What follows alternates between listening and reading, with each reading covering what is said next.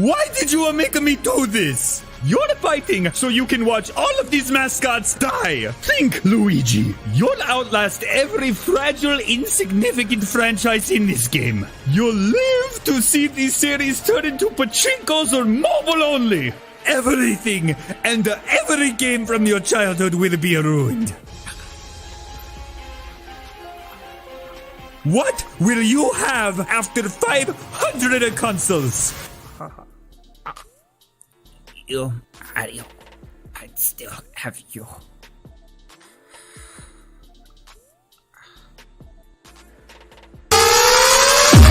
the big pressure, rob with the market, coming to the latch, pop, bringing it down. With the beat, with the bubbles on now, with the beat, beat, bass. Rob with the market, the bass, the beat, we're off this fight, so. Right, party, and three mentals taking this one away. Wicked.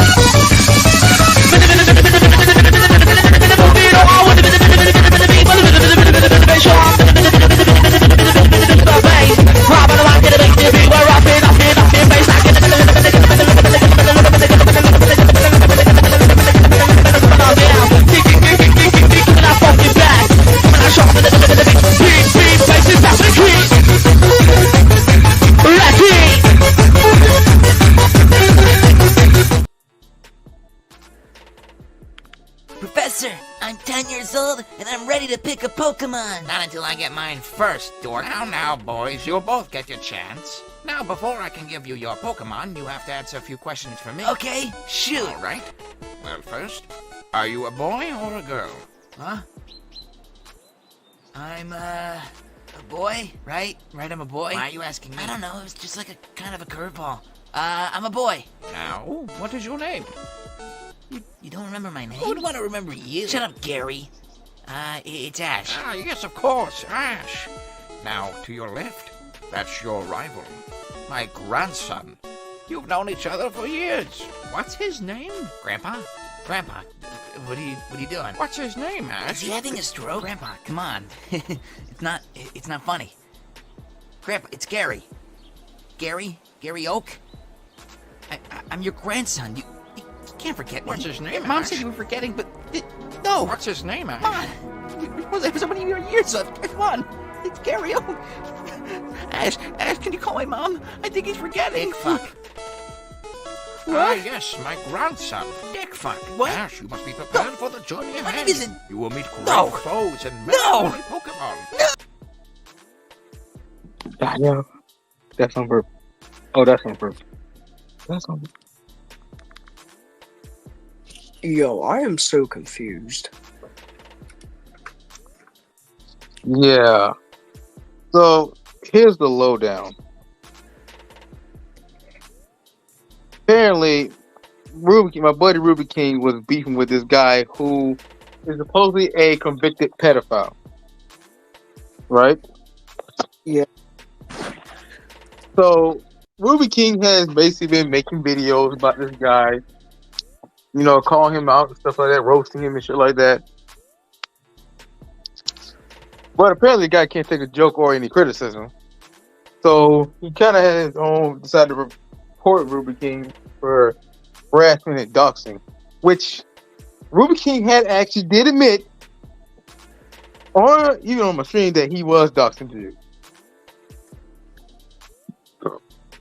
And Anime AJ, even on who was on the previous stream, they told him that, and even I kind of agree that Ruby King was wrong for doxing the dude, because that's what got him banned just now. We had him banned. Wait, so who started this whole shebang?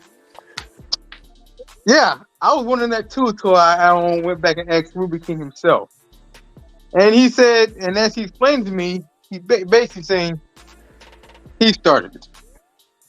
So, like, Ruby actually doxed him? Yeah. On his admittance, he doxed him. So, like, you and Ruby aren't cool anymore? I don't want to say we aren't cool anymore. It's just that I was just greatly disappointed. Greatly disappointed, but... I mean, so, like, how's the other guy a pedophile? Well, from what the story that was told told to me by Ruby King.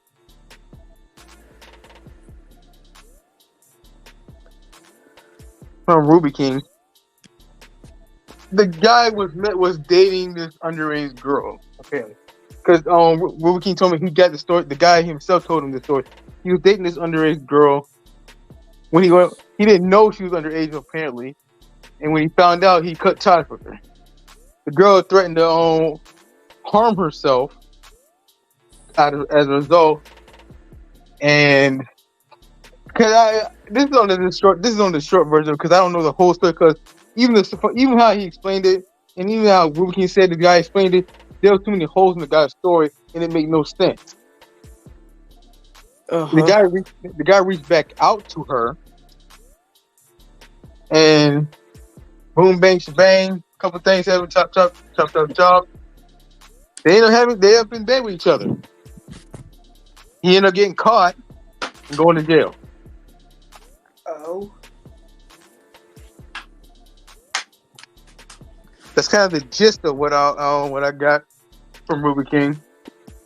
Wait, so could you do you have any proof that he doxed him or admitted it? Oh, Ruby King?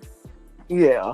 Do you No, have proof? I don't actually have any actual proof that Ruby King doxed him.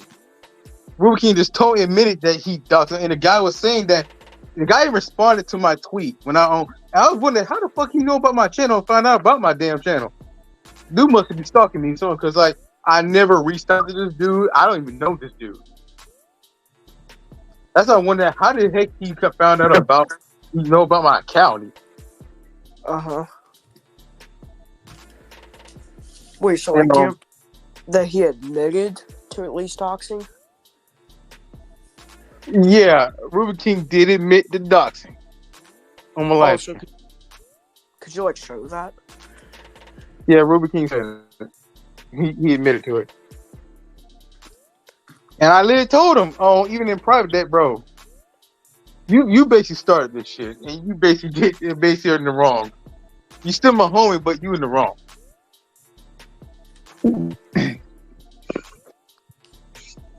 Honestly, I'm not really gonna pick sides of this because then I'll cause drama if I do. So I'm just gonna stay biased about this. Or natural. Yeah. Neutral. I feel like had I known even more, I wouldn't have been so quick to make up. I still would have tried to defend my boy and speak up for him on live stream, do a live for him. But I would have been more smart and more teach.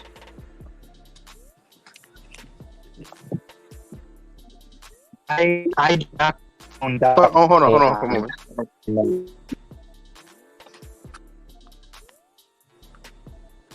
But yeah, I was saying, I don't condone not many. It's just, it should never be okay.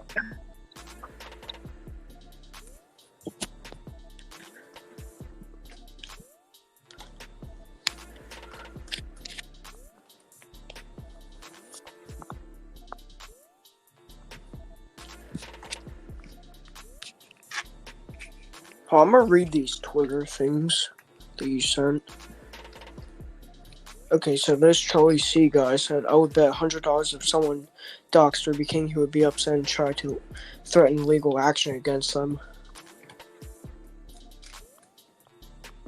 What? And then you're saying this Tamura, however the fuck you, however the fuck you say his name, my thoughts exactly.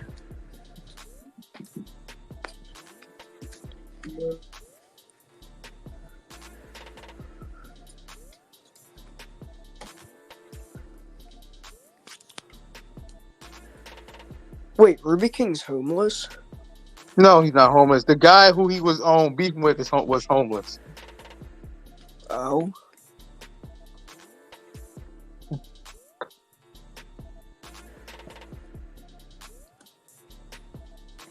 It's like, okay, so who's this Lee guy? Is that like a buddy of the pedo or something? I I feel like that's his friends friends of the dudes. Yeah, because that's what it like looks like from the things you posted in Discord. Yeah. Well, yeah. But in the 50, it said that he basically reported on on Team YouTube. Uh-huh. And Yeah, I find it funny. Team YouTube responded to this dude quickly in a hurry, but didn't respond to me. yeah. Okay, so this. Okay, so yeah, Ruby. Just want to get. Okay, so yeah, Ruby King said to see that I never made fun of Larry's homeless until recently. So what are you talking about? The difference between me and homeless Larry is that I don't let homeless bother me. So wait, who's Larry? I don't even know who. I guess it's the same dude. I guess that's what I'm guessing. Oh, this whole thing don't really make sense.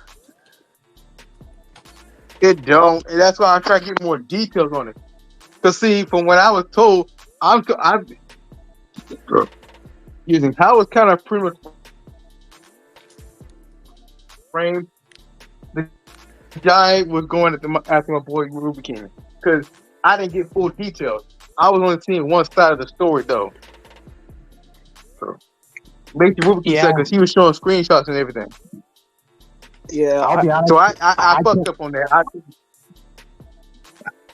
Yeah, I will be honest. I do try to listen to one side than the other, so that's what I usually do best. I just don't really want to pick sides, but I just want to listen to one side if they're right. I'm gonna stay neutral about this, considering I don't really know too much about it. For me, I'm just gonna listen to one side. I've got to go. But I'll see how this plays out. But I'll probably not get involved. You're like trying to stop Ruby, like get him out of this situation. Say what? Are you trying to like stop Ruby and get him out of this situation?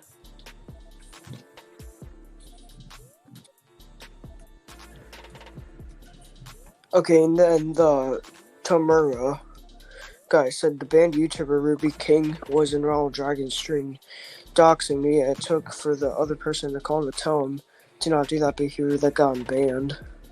So I saw that too. Yeah, Okay, I saw it too. Sorry about that. Ruby King got banned.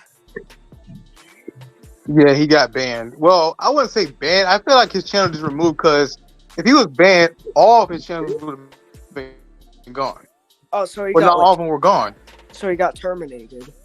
No, Yeah, he was terminated. no, he just lost one of his main channel. Because he Was just removed. It was just suspended, deleted from YouTube. His Ruby King DBZ channel is still up, so he wasn't banned. Okay, so his main got terminated. No, Yeah. it wasn't. Yeah, it got deleted, not terminated. Yeah. Oh. Yeah. Because if he were to successfully appeal this, then his channel would be restored. Yeah, I'm still staying neutral about this. Yeah, I feel like I should just start to just go neutral too. Because as I started getting on, and this is stuff I want to talk to you about, AJ, that I also learned from Ruby King. Well, even though technically in the stream he wasn't.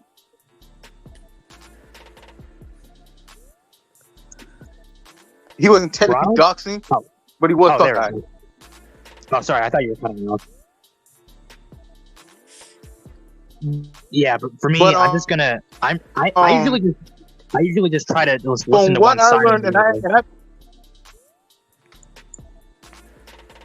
and that's why I kind of fucked up. But see, I don't know the guy, so I couldn't really get his side of the story.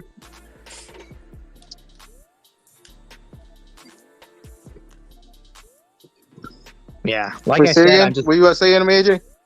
It sounded like you were cutting in and out. Who, me? So I thought I missed a portion of your sentence.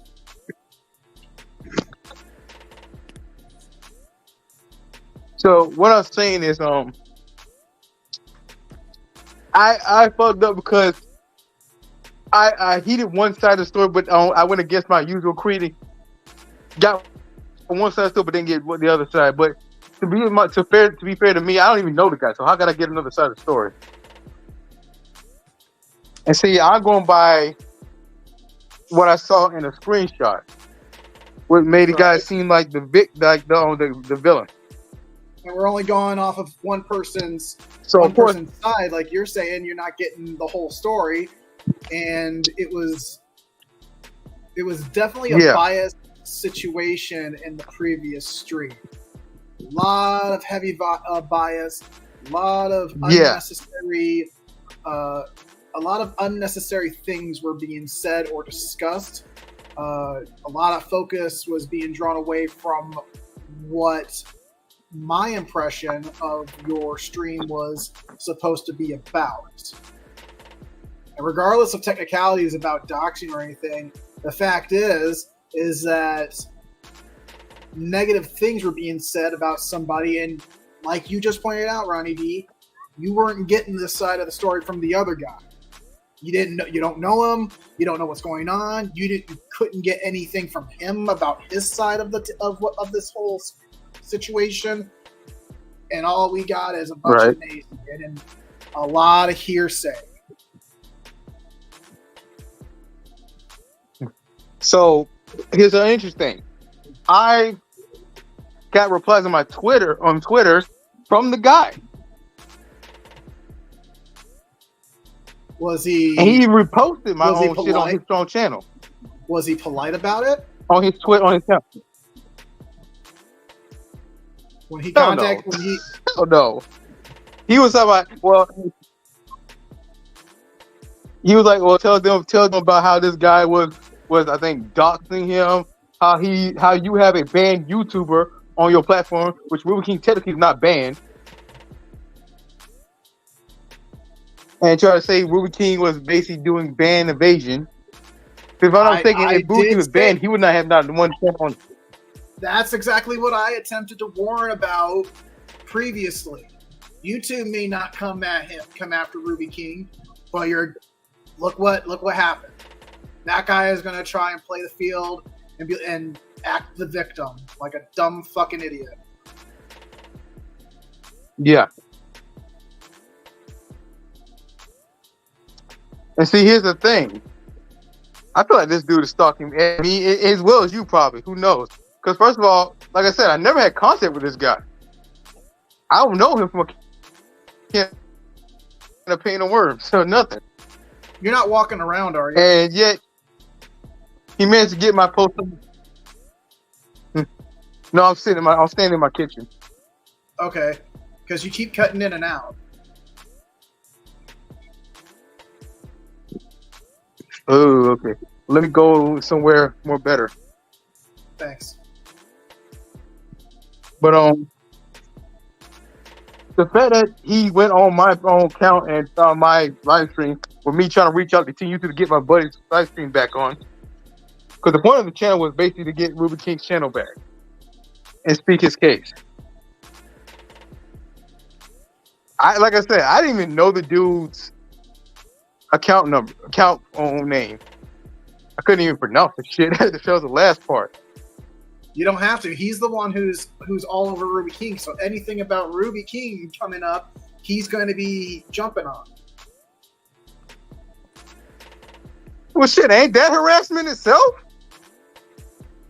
One could argue as such, but if I were in your position, if I had received replies or anything about the nature that you're describing this guy is doing with your stuff on Twitter, then I'd already have him blocked. In fact, I think I blocked him when the whole beef with Ruby King started. Well, see, I didn't know. I couldn't block because I don't know him. I don't know his account. You don't have to. You don't have to. He was atting Ruby King the whole time, and Ruby King was responding right back to him. They were literally pointing to who each other was, and I was like, oh, so this is the guy who got Ruby King's channel removed from YouTube. Block. Yeah. Speaking of responding, I don't want to see his content. I don't want to see what he's up to. Yeah, but speaking of responding, how about Ruby King still going back and forth with this dude? Ruby King let him make his own mistakes and learn from it the way he wants. He's digging his hole deeper. I feel bad for thinking or saying that, but he's not. I do too. He's not helping his cause with what he's been doing with the guy on X. He's only making it worse. He's proven the guy right that the other guy's the victim and Ruby King is the harasser.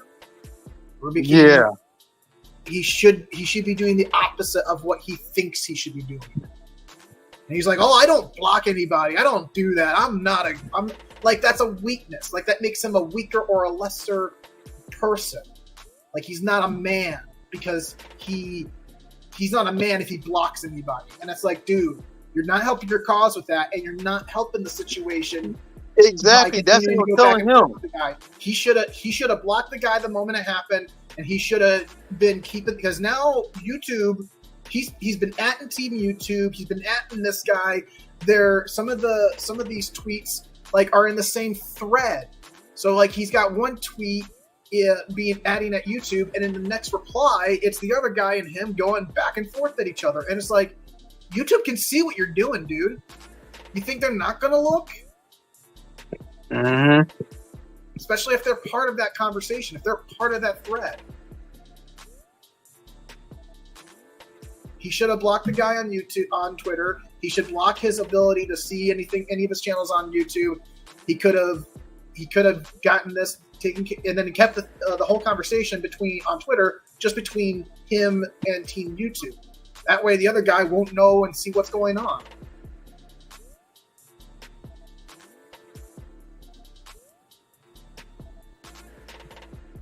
Yeah, and from the story that the guy told me about, because I asked Ruby King, I said, well, because I did ask Ruby King, how did the conflict start? I even asked him. He even said the dude told him his story of how he ended up getting convicted for pedophilia, for PDF file, and I said, like, Ruby King himself said that he didn't believe the guy because the guy's story seemed sketchy and had a lot of holes in it. But see, even when Ruby King explained to me on the story, Ruby King didn't remember majority. He only remember most, but not all of it. And see, that kind of makes it unreliable too. At the same time, because how it was explained that the guy was dating a girl, found out the girl was underage. Supposedly cut ties. The guy said he cut ties with the girl. The girl threatened to do self-harm to herself. He tried to keep her from doing it. He felt bad, didn't want her to do that. So, yada, yada, yada, Fred. They ended up, chopping it up. Ended up in bed together. Guy gets caught with her. Goes to jail. Like I said, like, that's as much as I was told. It wasn't in complete detail. He sent me a voice message of explaining it, but it was only almost 2 minutes. That's what they call hearsay. All of that is hearsay. We don't know what happened. We don't know what's going on, and the fact that Ruby King couldn't remember any of the majority of the details. He remembered most, but not all. Makes him untrustworthy or unreliable in that situation, because he's just providing more hearsay. Yeah. And my impression was that Ruby King had no conversation or interview with the guy. He found out about what the guy had done and decided to put the spotlight on him. Like, oh, hey, look, That's what I was thinking too.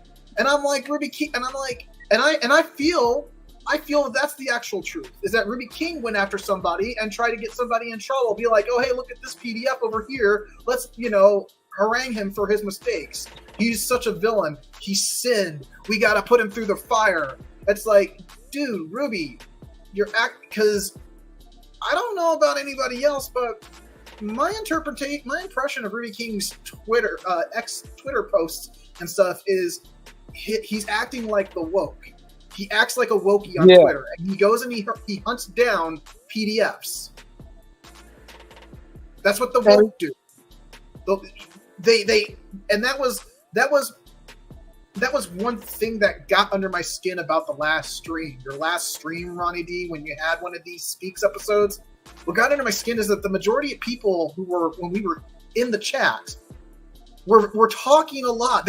Everybody was sounding a lot like wokies. Because what do the wokies focus on? When cancel culture comes your way, what are they focusing on? You were a PDF. You dated an underage girl. You did this or that with like no proof, no evidence, it was all hearsay. It's Vic Mignogna all over. Everybody's like, oh, you're a sexual predator. You're a sexual harasser. You're a PDF. We got to put you down, put you in your place. We got to, put you through the fire because you're a sinner. Exactly. Because and if I didn't have the common sense to actually think and try to, ask Ruby King more questions about the situation, which I admit too, I probably should have did before in the first damn place. I should have did in the first damn place. I would have had a better understanding of the situation, what was going on.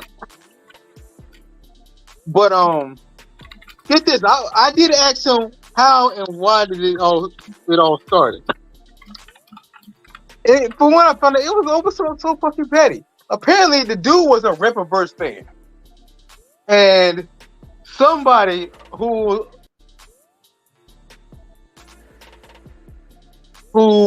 is not a fan of the Rippaverse, I guess it was an op, didn't like that and posted his criminal registry, in the tweet on social media. Which even the Ruby King, I said himself. I told him, well, damn, that's fucking petty. Yeah, it is very petty. Over a minor disagreement, over a difference of a damn opinion. Exactly. And but I literally told him in a private chat that was petty. And so over a difference of damn opinion. And that's how Ruby King found out the guy was a PDF? Yeah.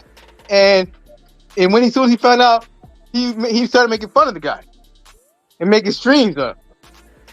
And he told me that this is when I started making fun of him and making streams up, making fun of him on tweets and stuff like that. That's what he told that he was doing, and started live streaming about it. But even he said himself that he didn't predict that it would get this far. I could have told you it would have gotten this far. I could have predicted it. It's not like, and it makes me and I told him that sometimes you guys, I wonder. I think of the two of you, and I told him maybe you would have been the one who probably would have believed me the most, and Ruby King would be like, "Oh, whatever, I'm going to do it anyway," and see where he is. Now we know. Now we see where he's at. Yeah. And I told him, and I literally told him in the chat in private after hearing all that, I told him, "See, this is a perfect example of fuck around and you find out." I literally told him that. Yeah, and he agreed with me. If the guy had started, it's one thing I can understand that it's hard to say. Like he's my buddy, but right. I disagree with a lot of things Ruby may have said or done in regards to what he was streaming about the guy. I can't say that he shouldn't have been allowed to. It's just that it's easy to see that this is exactly what would have happened. It's not like the guy would have taken kindly to all the making fun of and dissing him behind his back on these live streams. Yeah. And then he joins in on Ruby's streams and actually, talks back in the chat and gets things riled up. From YouTube's perspective, because Ruby King was the one who was the first to make fun of the guy and then start streaming about him and saying all the things he wanted to say, whether they were true or not, even whether they were polite or not. Ruby King dug his own hole. He could have had the conversation like I said, about this topic and the guy in a certain way. And when the guy tried escalating things, he should have just blocked him. He should have blocked him from the get-go. Although, really, he wouldn't have ever had to block him had he not fucked around and find out. Not instigated at all. Right. I told him, basically, Like basically, I told him basically, man, when he told me, I mean, like basically, bro, you basically started this shit. You instigated this shit.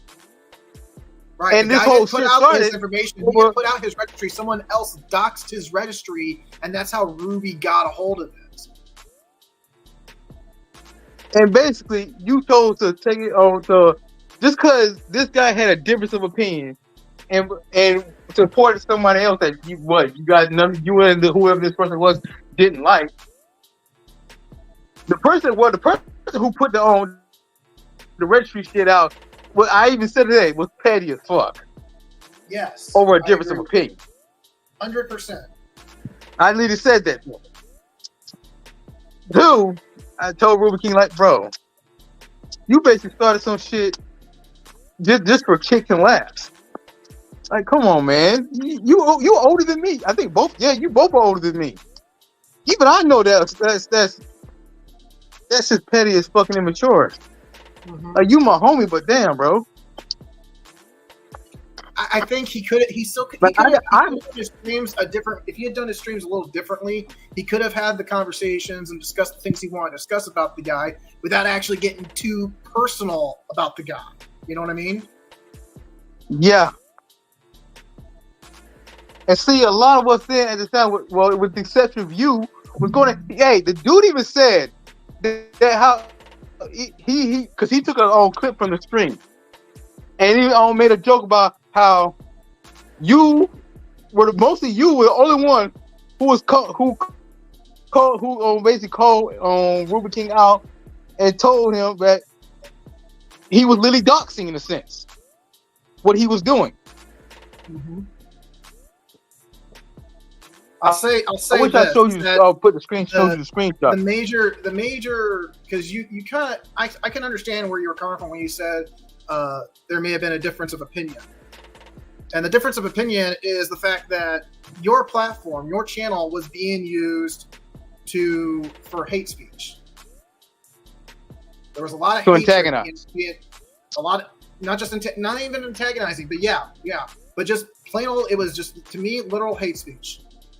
Ruby King was using the opportunity that you give him. You gave him an opportunity to share his thoughts and opinions, and he chose to be hateful instead of focusing about himself and focusing on getting his channel back.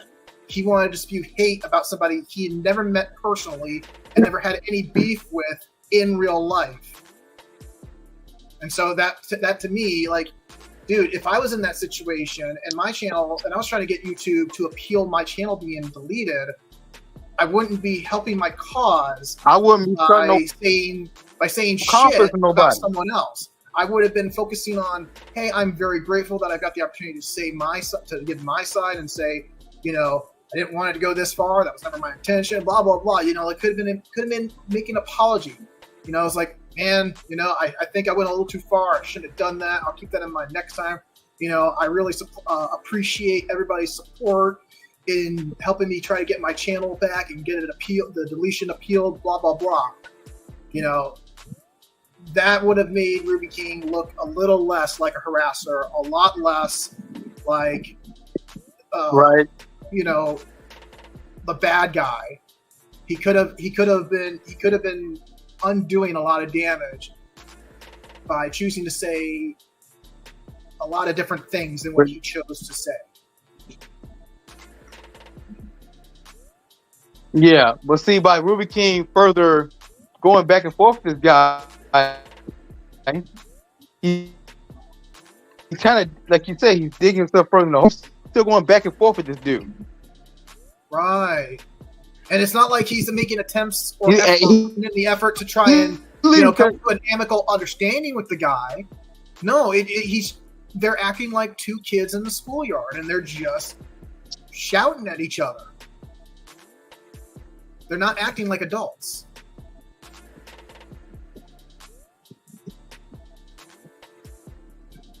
Yeah, so that's sometimes sometimes I try to learn how to just stay out of drama and just not engage and try to move on with my life. And that's what I try to do best. But usually I just try to enjoy what I'm doing. So that's kind of the opposite of me. Right. Yeah. Cause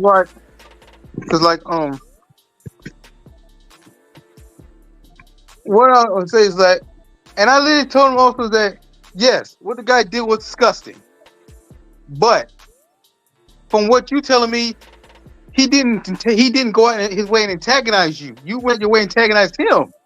Yes. It still don't make it. It still don't make it because what the person who posted registry did was petty as fuck over a different opinion, and you doxing him. And I could have told you that this was really dumb.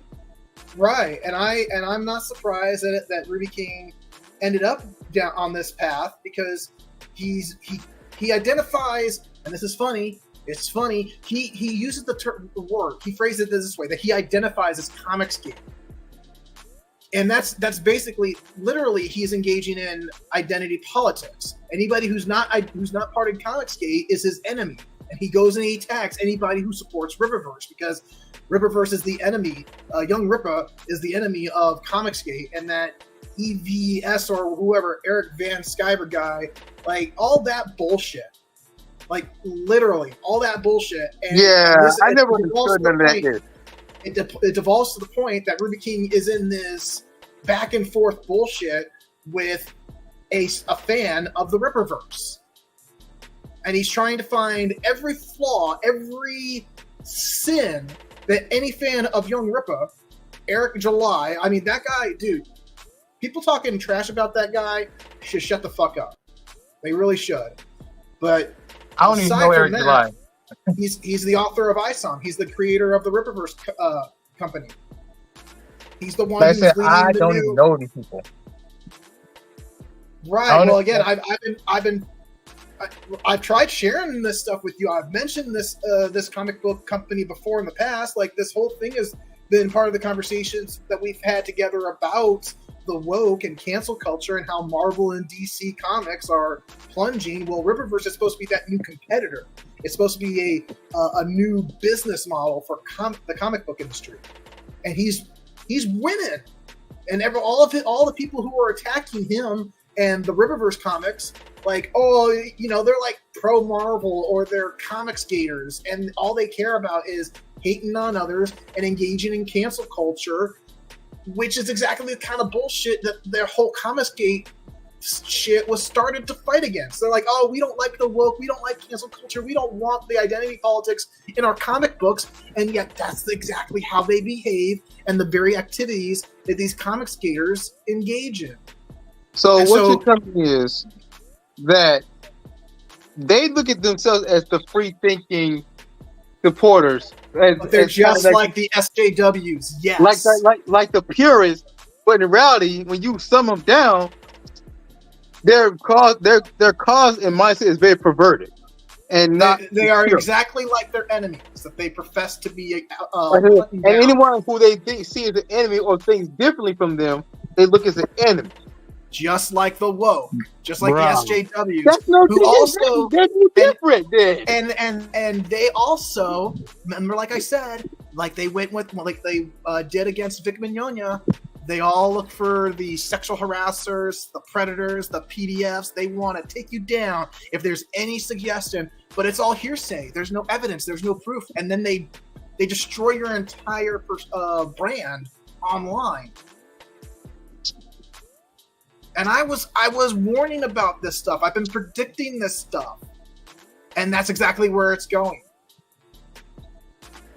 Wow. More and more people are slowly, there's more, I've been seeing it more and more lately. Comic skaters, the shit that EVS talks about and shit, like people are like, yeah, these guys are just a bunch of they're full of shit. They're no different. They are no different than the wokies they claim to be trying to exile from comic books and entertainment.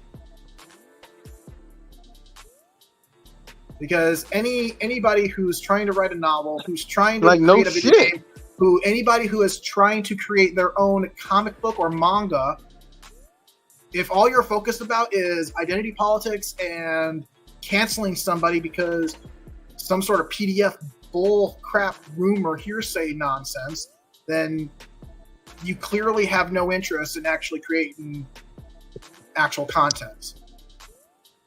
Because if anybody cares about their own comic book, anybody who cares about creating their own manga or creating their own music, if that's not what you're focused on, if you're all about having a back and forth tit fit with some guy you've never met in person because that guy liked a comic book series that you are politically opposed to, then you've got your priorities completely backwards.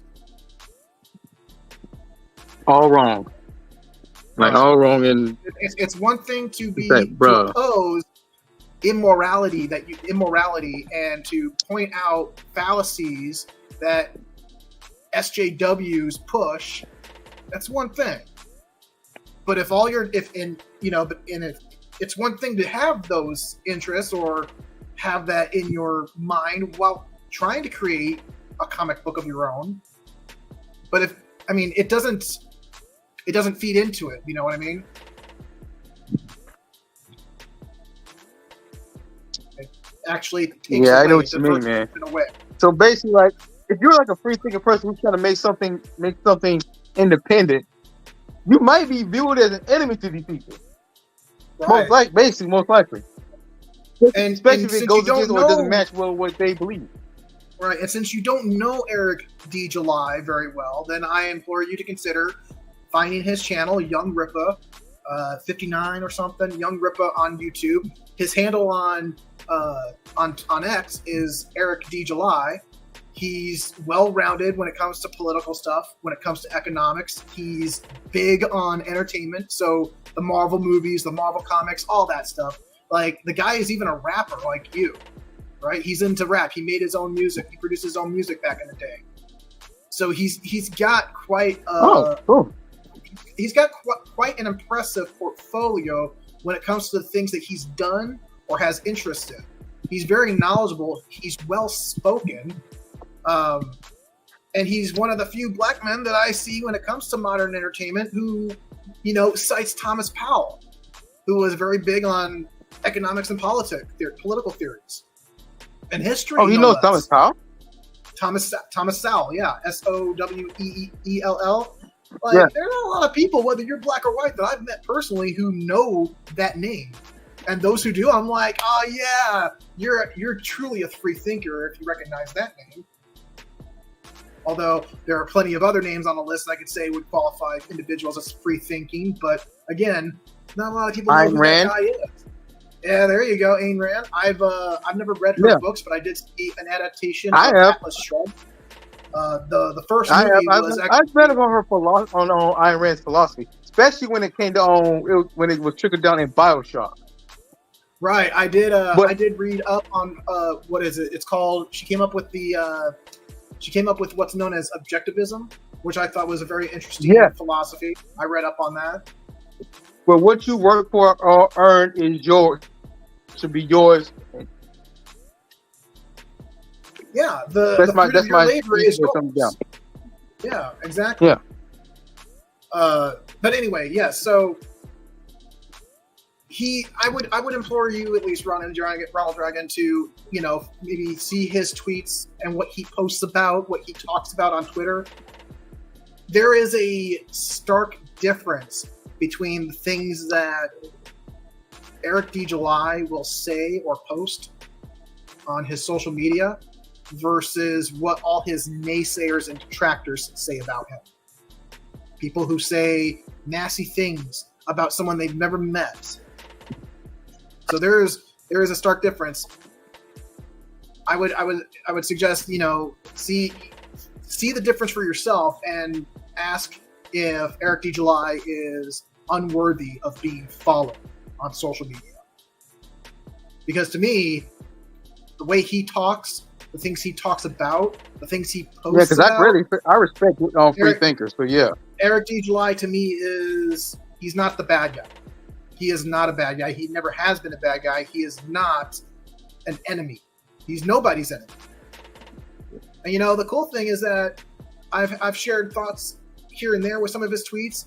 The guy even knows about anime. The guy's into anime too, dude. So I've made quotes from anime on some of his tweets. And he'll be like, he'll post like a thumbs up or a heart. He'll like that shit. I'm like, hell yeah, the guy knows Vinland Saga. Awesome. He's not a bad guy, and no one out there has to be our enemy. I think if Ruby King was a better man, if Ruby King was a better man, if he thinks of himself as the better man, he would try to make amends with this dude who got his channel deleted. He would try to bury the hatchet, so to say. That to me would show that to be fair, that is only fair. A better man than I. What'd you say? Because, like, bro, like, you started this fight, right? Because, like, bro, you started this fight. Yeah. And then when you fucked around, you basically found out what happened. Mm-hmm. And now you still going back and forth with the dude, which is not helping your situation. Probably not helping your situation. Going back and forth with him. Right. And see, here's then you admit that when you get dropped this dude. Right. And he's had tiffs like this with other people on Twitter, on X, where it's like, oh, this, him and another fan of the Riververse are getting into an argument or a debate, and like I saw one tweet, it was added at Ruby King inviting him for like a live stream so they could talk, to hash out the disagreements and the differences and try to come to an understanding, a polite adult conversation, right? And Ruby King, he replied to it, and I just thought it was interesting that he said, or maybe Ruby King was the one who was inviting the other dude. Either way, one of them invited the other. Ruby King was going out, I'll go out of my way to avoid name calling and insults, and I'm like, why do you have to actually put that out front if you're the better person out of this whole situation between Comicsgate and Ripperverse? Any man who's an adult who thinks of himself as a man shouldn't have to put up front that I'll avoid name calling and insults and be polite in a debate. You know what I mean? Yeah, I know what you mean. Because you never have to tell me. I want to see my boy. Jay, I'll be polite and I'll avoid calling you names if we disagree about something. No one should have to say that just to get somebody to accept an invite for a debate. You should already be behaving politely and with respect to others, regardless of your disagreement. Just because you disagree with somebody doesn't mean you have to say everything on your mind. Sometimes we could choose to say something else or just not reply at all.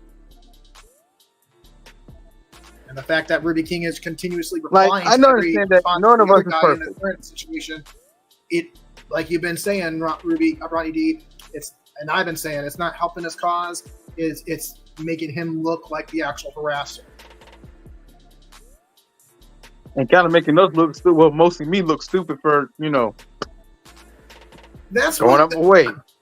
I'll confess that's kind of what upset me during the last stream, because your platform, you had set this up for people to come in and try and promote Ruby King, that he would deserve to have an appeal and get his channel back in, and then he comes on when we were grateful to have him. We're glad to see him and have a chance to talk with him, and he uses his podium to be hateful and disrespectful and focus, and the entire thing was that we're all focusing this attention to someone that none of us even care about.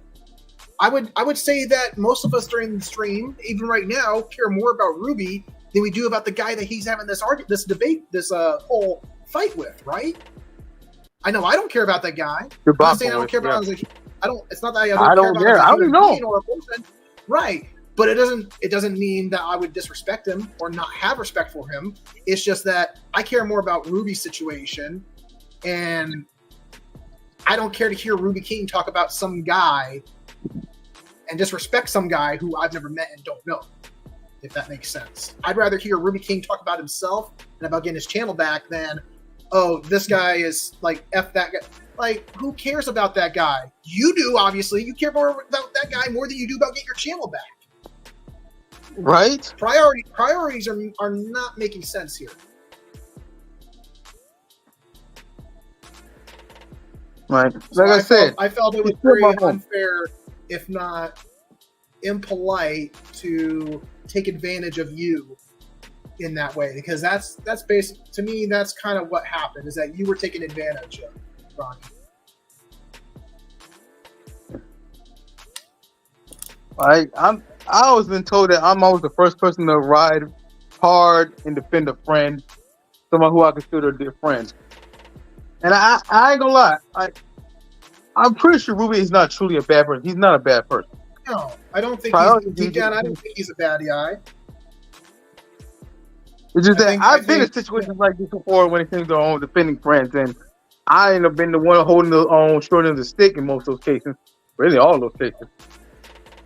But luckily, I always had somebody. In some cases, there's been somebody who had my back and helped save me. And help. Right. It's basically your faith in your friend wasn't rewarded when you went out to have their back. But he did warn me and told me that to be prepared to possibly make an appeal because the dude reported me. So if he's added you on X, you need to block him. And before you do, you need to find out what his YouTube channel is, because I found his YouTube channel. I'll double check my information, but I've got him blocked off my channels too. You need to block him on all your social media. Sure. ASAP. Gotcha. I think he only knows about. And whatever you do, if he's never engage, make sure. If he's been adding, that's what I'm saying. Don't engage with him. If he's atting you on Twitter, before you block him, make sure you're removing him yourself. Select the option for leave conversation so that you cannot be added at again. You will not get any more notifications. They won't be able to continue the conversation with you. Remove yourself from any interaction or retweets that he has posted about you or your previous live stream. Right. This is how you can defend yourself, dude. And I think he also knows about Rumble. You need to. Well, Rumble's not good. What's YouTube going to do about it on Rumble? YouTube doesn't own or control Rumble. Make sure though that he knows about Ruby King's Rumble. He knows that Ruby King is doing the same thing on Rumble, apparently, from what he's responding. From what I read from the replies, that is. Well, see, this guy obviously cares very deeply about Ruby King. Then they might as well make out, right? Seems like it could. Right, they can't stop talking about each other. And it's just the fact it's just two black men going back and forth with each other like this. It's just at the same time, I'm not going to say it kind of does sick me to seeing two black men, because it seems like he's a black guy too. He is. He's supposed to be a black guy too. And Ruby King being a black man too, like it makes you just feel like like a disappointed dad. Yeah, they're trying to bring the hood to the internet, and it's like, dude, keep that shit out of here. Nobody comes here for that. If you want to be in the hood, get off the net.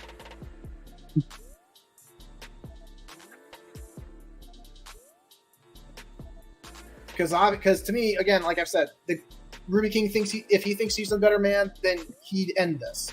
He tried to make amends with the guy and be like, you know what, we're taking this too far. Let's back the fuck up and try to come to a mutual understanding, whether we like each other or not. Let's be a little more. Let's pull back here, And if the other guy obviously thinks that he's the victim and that he needs to, blah blah blah blah blah, they're not acting like adults. That's for damn sure. And they're not doing their communities any justice, trying to claim they represent this or that as black. It's you're right. It's very disappointing. Man, I felt like you could see the disappointment on my face when I was asking Ruby King a full detailed explanation of the whole situation, how it all transpired, and hearing all that. I was like, so this is how this whole bullshit started. Like, come on now. Well, see, that's why I don't engage with Ethan Van Sciver's followers or the Comicsgate scene, and I don't talk negatively about them on Twitter or YouTube, and I don't talk negatively about Eric D. July or the Rippaverse. I don't even read the comics.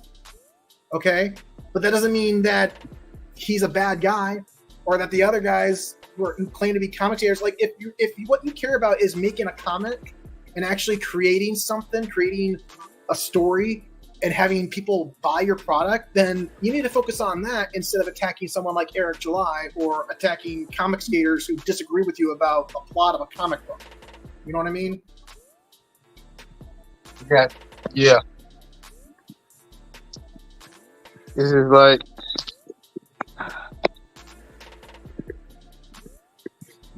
it's exhausting.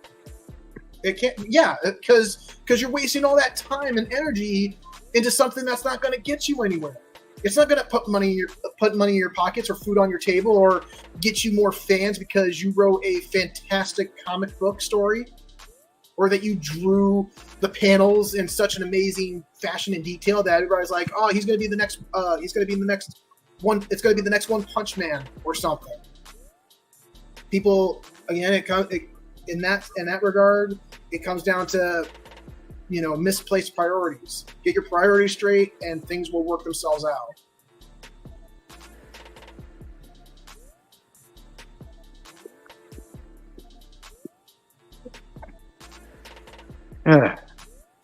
I just hope that Ruby King just get his shit together and just squash this whole beef, man. Because the reason behind it all is just stupid. You're right. And his going back and forth is because he thinks it's funny and hates how the guy responds and bitches about it. Right. Because one thing he used to do and I can see why he started doing streams about making fun of the guy and stuff is because, it's free, it's easy content. I'll use this to create content and then that way I can build my channel and get monetized. And, it's like I said earlier, it doesn't surprise me that Ruby King ended up on this particular path when he could have ended up somewhere better. Because trying to monetize that free content that he's pulling from these disagreements with others on Twitter, he thought it would help his channel. That's why he did stuff like that. That's why he had streams like that. And now his channel is gone. So it looks like his business model failed. And to me, that's very upsetting because I don't think he deserved to have his channel taken down. Yeah. I really do. I do hope that that he could win his appeal and get his channel back. Yeah, but the way he's going, it kind of seems very unlikely, but I want to still hold faith, though. I still want to hold faith, though. Right. It's just that he's not doing anything to help the situation, to be fair. Agreed. And more importantly, what was I about to say? The guy, whatever his name is, I don't care. And what is he saying? Everybody's saying the guy used to be homeless. Right. And what got me is that how Ruby King was responding to that, like trying to rationalize it and minimize it in a sense on how I was reading it. He was trying to rationalize that the guy had been homeless at some point? In a way, I minimize it in a sense. Oh, minimize. Yeah. Like, the difference, like it didn't matter that the guy had been homeless at any point in his life? Yeah, kind of like that in a sense, from what I'm reading from the post, from how he responded. Yeah. And I was like, and it kind of rubbed me the wrong way, greatly. That kind of greatly rubbed me the wrong way in a sense.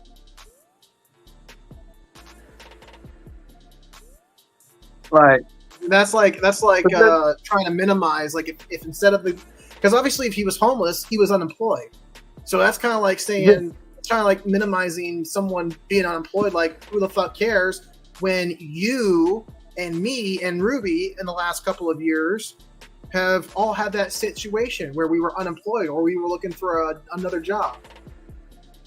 I know Ruby King at one point was he was jobless for a short period, and he was able to do more streams on YouTube for a while, talking about, oh yeah, I'm unemployed, I'm trying to find a new job, and then he gets a new job, and so he had to cut back on his streaming or readjust his schedule So it's just like, oh, so it's supposed to suck when you're unemployed, but when someone who's having a beef with is unemployed, then it's no holds barred. That don't make sense. That would rub me the wrong way too. And see, here's the thing. The reason why it rubbed me the wrong way, because when me and my brother were very young, when we were little boys, there was a time period where we were homeless. Yeah, When we were raising my mom. I've been homeless So too. yeah, that's why it kind of rubbed me the wrong way how he was kind of saying. And I would imagine I may be mistaken, but I would just say it would not surprise me if Ruby King had been homeless at one point in his life. Yeah. Oh, hold on. I'm gonna send you a screenshot of it, John, just to give more context. Okay, right quick. You're sending it through Discord? Yeah. Okay, I'm pulling it up.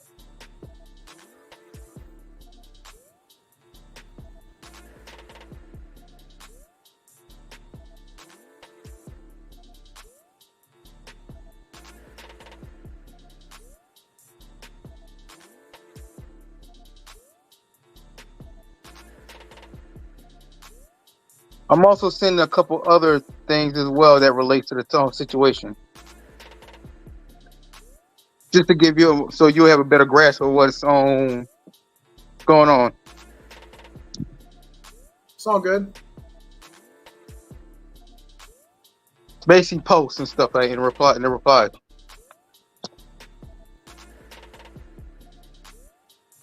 I don't know if you got them or not.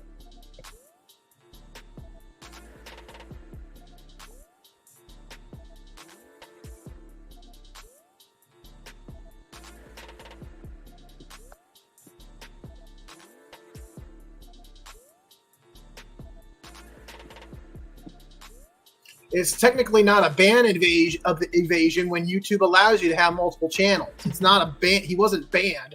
His channel was deleted. So this guy doesn't make any sense.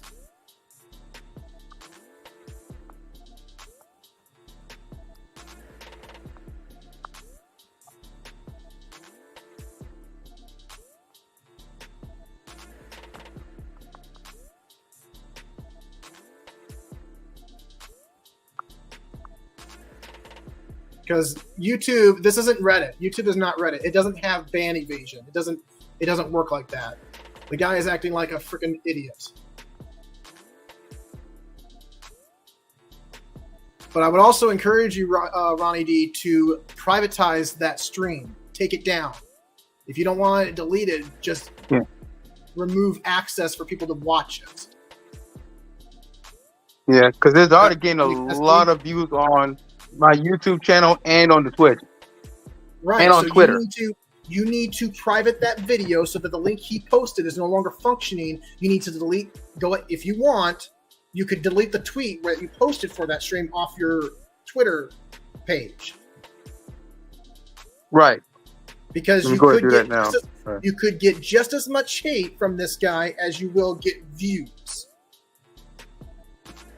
And that's what people like to do. Yeah, that's what cancel culture idiots and SJWs like to do. They like to hate watch. They will watch things and bring negative attention towards someone or something that they want to cancel or get rid of.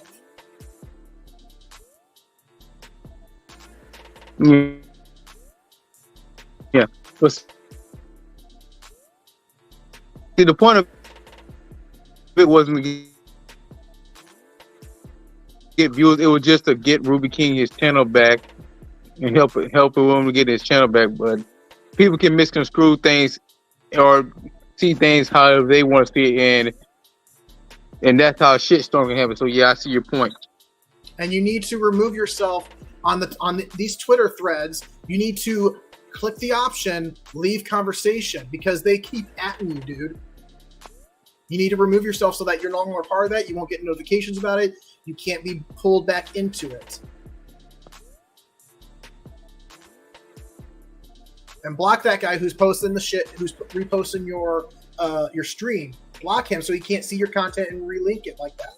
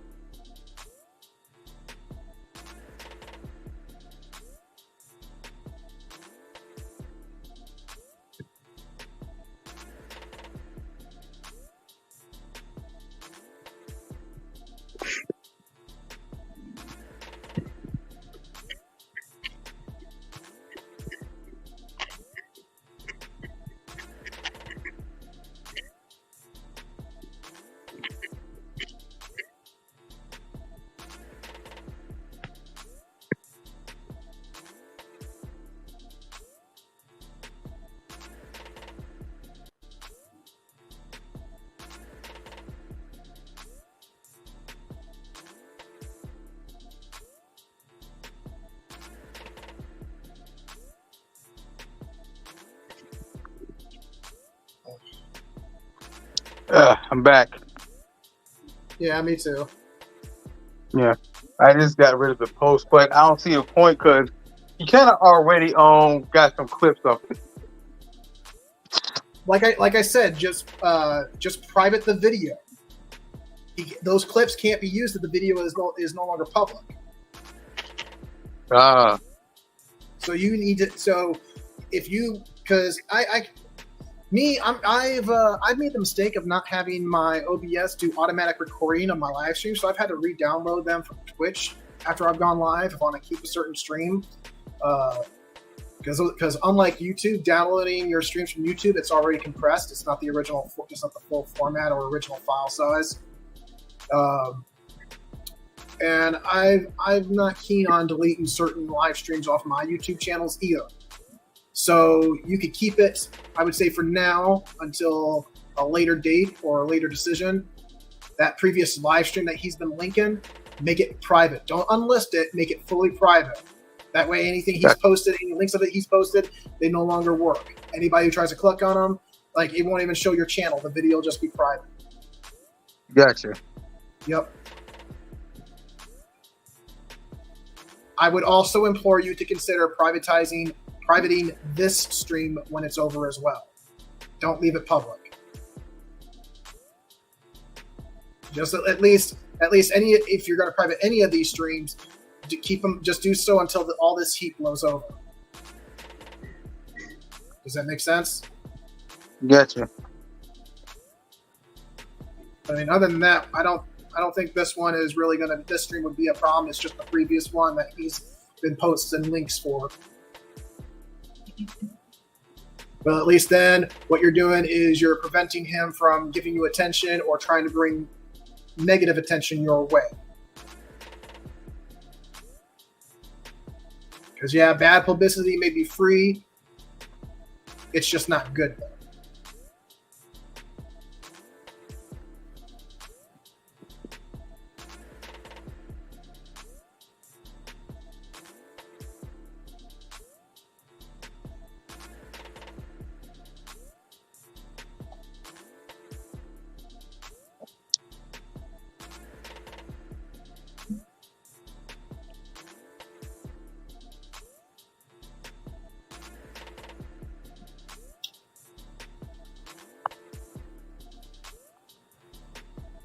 Well, it's been privatized.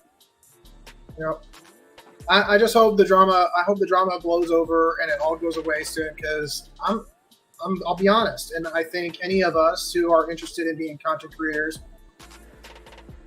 could and should agree that we aren't interested and we don't need drama. Right.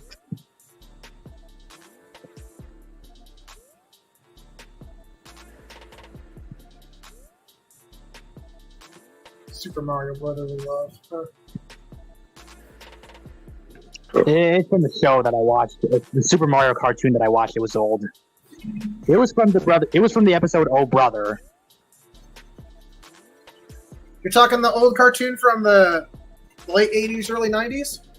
I think so. I think it was from the 90s. I'm not sure. Let me check.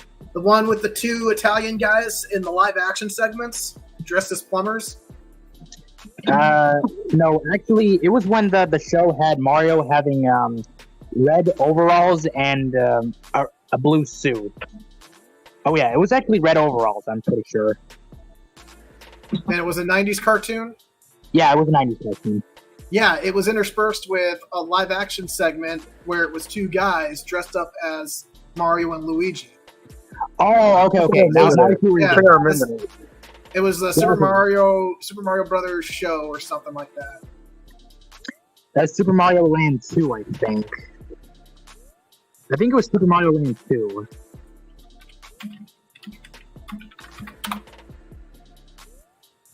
Well, that was a game. So here, there's got to be something. Yeah, I'm just trying to remember the name, AJ. I'm just trying to remember the name of the show.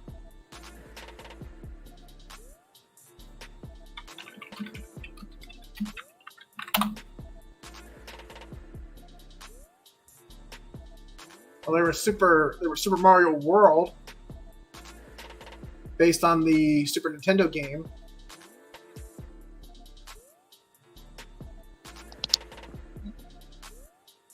Looks like it was. I think it was on NBC.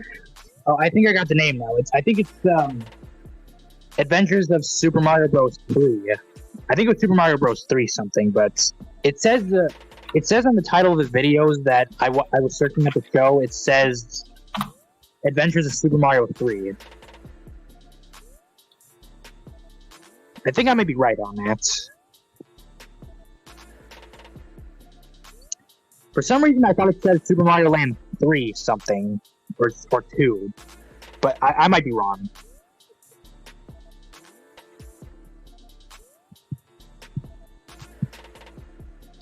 So I don't know about you, but the show is a classic. The episode "Oh Brother" was a pretty good episode. It was funny at first, and it's still funny to this day.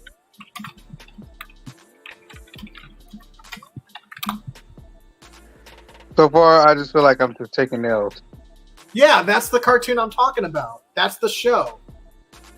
It pulled stuff from Super Mario Brothers 2 and Super Mario Brothers 3, and then later, after that show ended, they created the Super Mario World cartoon. But this is the show I'm talking about. So, Oh Brother, that episode. Let's see here. The Adventures of Super Mario Brothers 3. Yep. Super Mario Trilogy was based on the game. Because that's the same animation from that show. It was this, yeah. Even King Koopa was the same. Oh, yeah. I do. I like this one line. That's so. Oh, there it is. I like that. I like that one clip where Mario said, like, "No, I hate it when you do that." Right.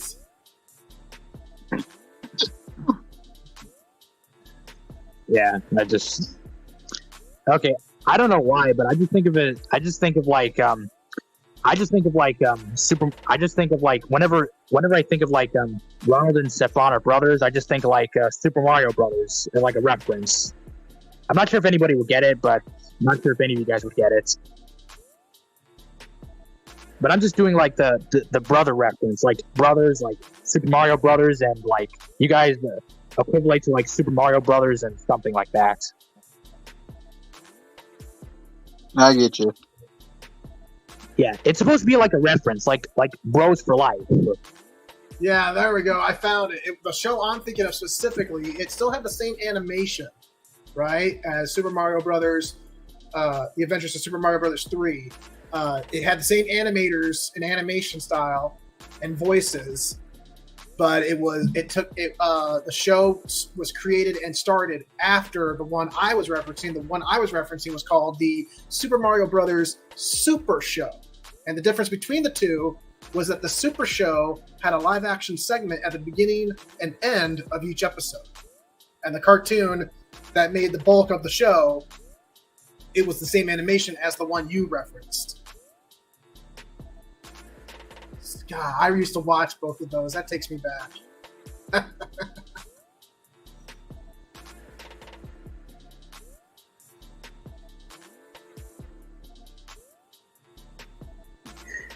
It was still a classic. Yeah, it was good. Like you don't see a lot of that these days. I do think, but then again, there's a reason why Super Mario is so popular today.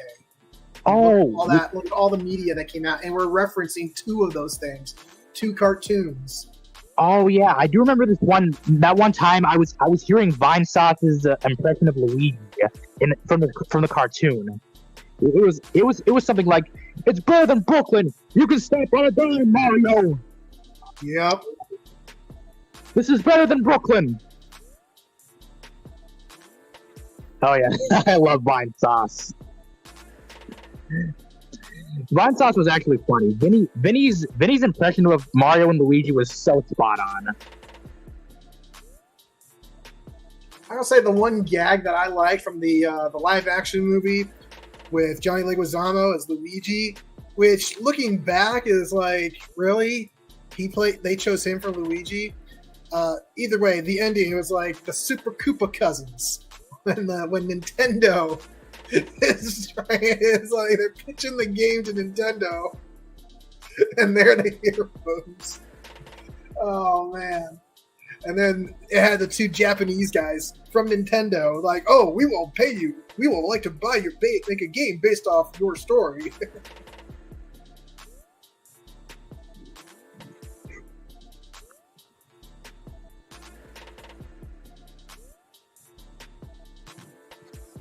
Oh yeah, from what I'm thinking about, I'm pretty sure King Koopa was supposed to be Bowser, but they redesigned him in the later games. Yeah. Yes, in one of the later series, he went from there was no longer King Koopa. They did I believe that was in Super Mario World. In that show, he's no longer King Koopa. He is referred to as Bowser, and he does have a total redesign, just like in the game. Oh yeah, I remember Super Mario World. It was on the SNES. Right, but they had a show. So there was the Super Mario Brothers Super Show. There was the Adventures of Super Mario Brothers 3, and then after that was Super Mario World, or Adventures of Super Mario World, which was based off the game, just like Adventures of Super Mario Brothers 3 was based off Super Mario Brothers 3. Oh yeah, but the classic Super Mario games on the NES were pretty good. I played them on the online computer when it was back in like 2014ish, along with Mega Man games that were just NES games. But now you can play the NES games online. But that improved. Mega Man? The classic Mega Man games, yes, but you can actually play them online now. Yeah, true. Speaking of Mega Man, there was this show. It was a machinima that was done on YouTube at some point in the last 10 years. It's kind of old, but they did a compilation episode, so it's like a 2.5 hour movie kind of thing. But it's episodic, like a live action Mega Man. Nope, it's they use the video game. Again, it's known as a machinima, where they take in-game footage and you make a show, kind of like you remember Red versus Blue, the Halo show? Yeah. That's a machinima, because they would get in the game and they would play around and record their voices over their characters and then make episodes out of it, like they were doing a show. That's the machinima, is where you use video games to create a show. Well, they did that. Somebody did that with Mega Man. It's called Mega Man Dies at the End. It's pretty messed up. Mega Man is in this show. They make out Mega Man like he's some sort of soldier who is stricken with PTSD and is an alcoholic, and it's just so effed up. It's kind of like the show Sonic for Hire, which they use video game sprites from the Sonic video games, and they animate them like it's a cartoon. Yeah, I just want to say one thing though. Back in 2013ish, I was obsessed with Mega Man, and I really wanted to play the Mega Man games, the classic ones like Mega Man's 1 to 6. But even though I never had an NES back then, but I really wanted to play Mega Man for so long, along with when I was obsessed with both Mega Man and Teen Titans. But after 2014, I got to play the Mega Man classic games on the computer. But nowadays, whenever I played them, I couldn't even beat one single level in Mega Man 5. But it's my taste. I still enjoy Mega Man, but to this day, I still want to relive those moments and just listen to myself and just go back to the days and be like, oh, Mega Man, that was my nostalgia back then. I used to be obsessed with the games back then. Yeah, and that's what I've been thinking. Hey, Stefan.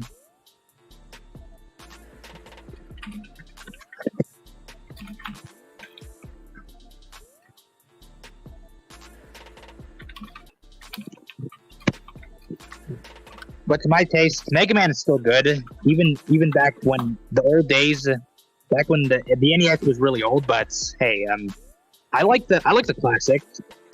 I never really got into Mega Man X though, but I got into only the classic Mega Man games, and I was obsessed with them. Like I even watched playthrough for Mega Man 9 and 10, and that was amazingly good. That was amazingly good. But Mega Man 9 and 10 were okay. You talking about the fighting robot Mega Man? Oh yeah. What about the Mega Man 8? Did you ever play that one? That was more questions than any other Mega Man. Mega Man 8, you said? Yeah. Whoa.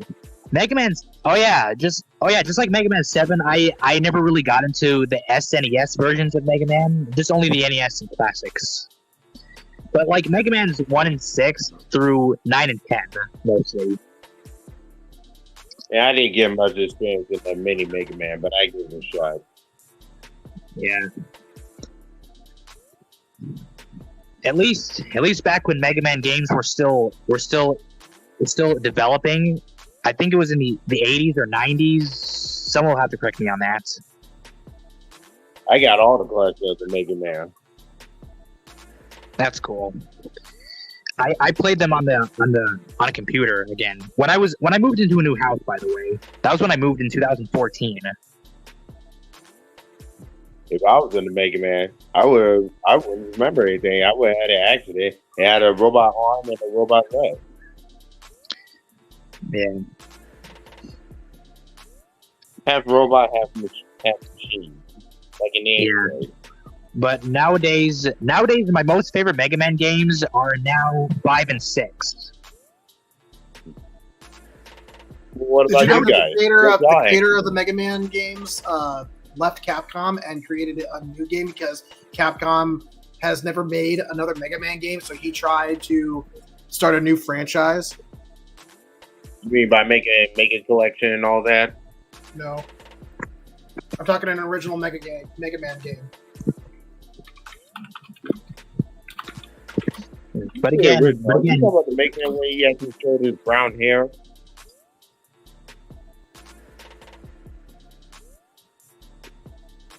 Is that the Mega Man you talking about, MJ?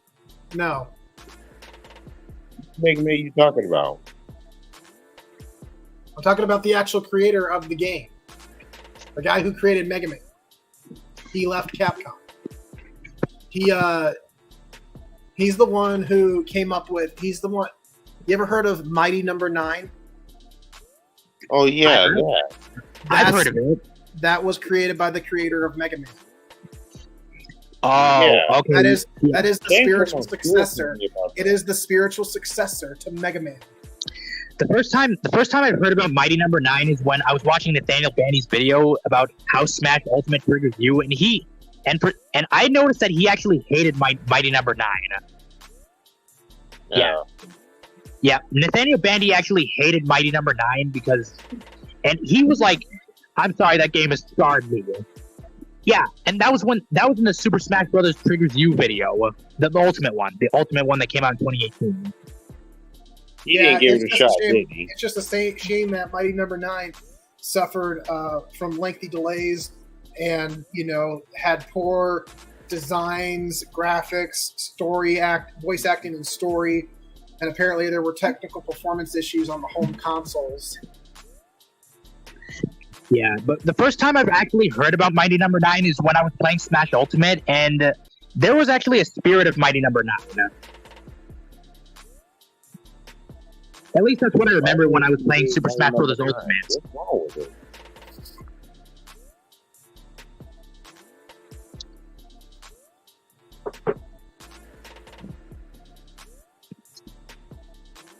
Speaking of, I haven't even watched Nathaniel Bandy's videos for a while.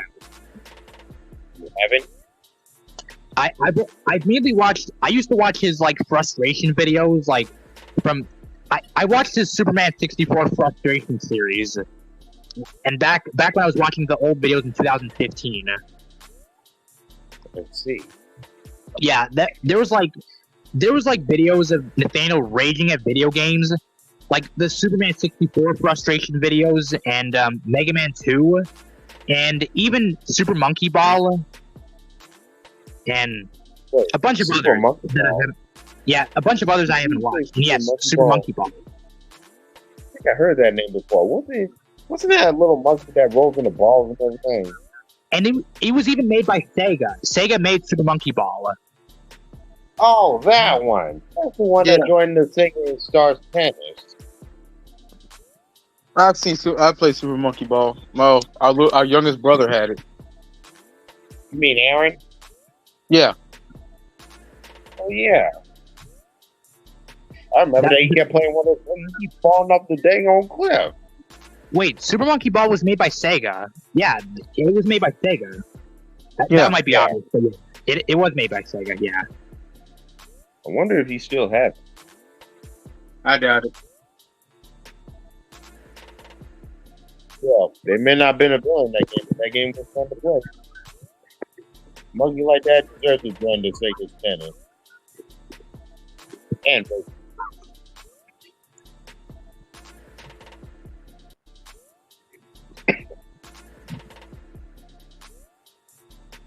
But yeah, but anyways, ever since 2018, I've been watching Nathaniel Bandy's how insert game here triggers you, like the how games triggered you series.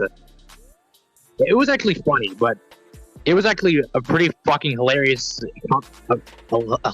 series.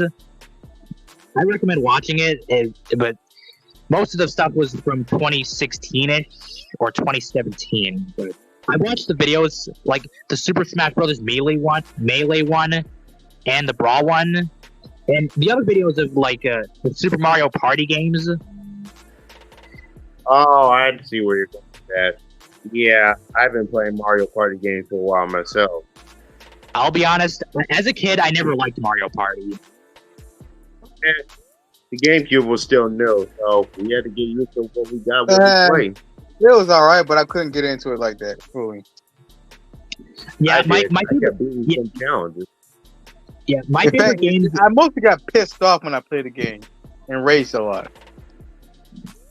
Don't tell me it's because you losing and getting bad luck. Mario is a fucking cheater. I'll tell you that Mario is a fucking cheater. How? You play That's why you Mario always yourself. Mario does drugs. fucking- Mario does drugs. I believe that. The leaf that turns him into a flying tanuki. Yeah, that's a tobacco leaf, and he also eats mushrooms. So I mean, yeah, Mario sure is setting a good example for it. No, I'm just kidding. I'm kidding about. Hold on. I mean, but then again, You say Mario you know how yourself. these channels do these fictional net worth stuff, and they basically say that Mario is supposed. If Mario is with like an actual person, he'd be worth $805 billion.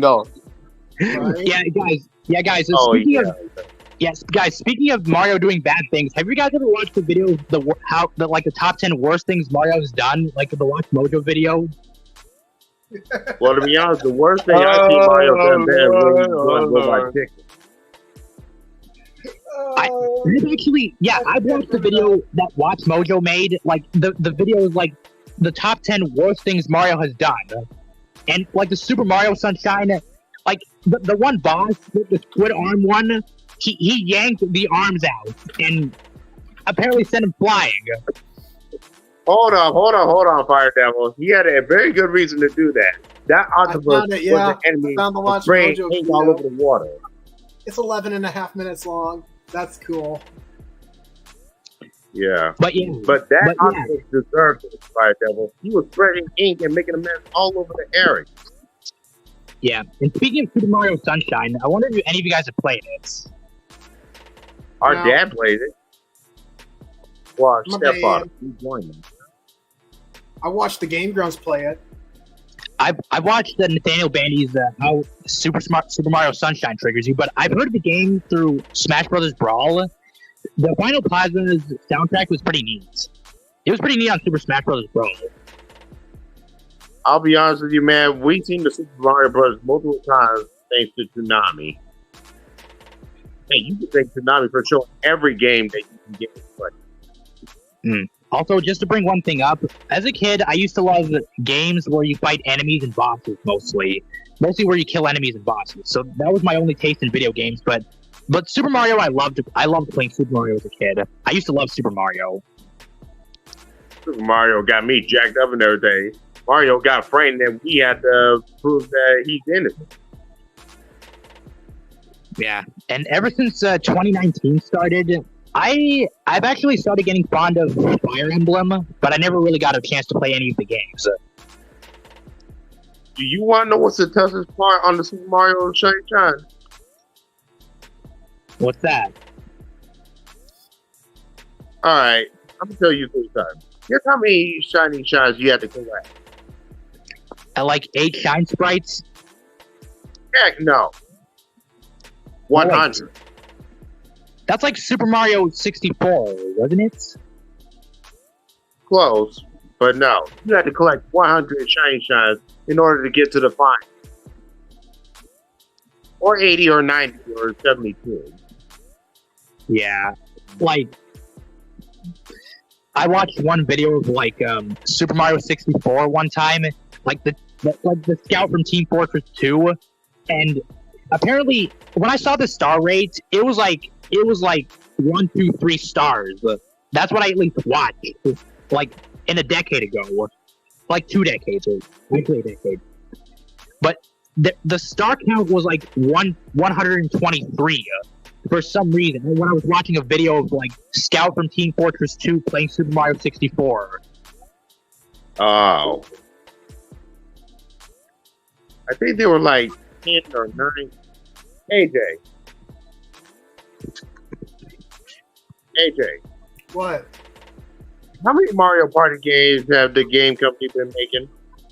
I don't know. It was 5, 6, 7, 8. Is there a 9? I don't know. They've had a lot.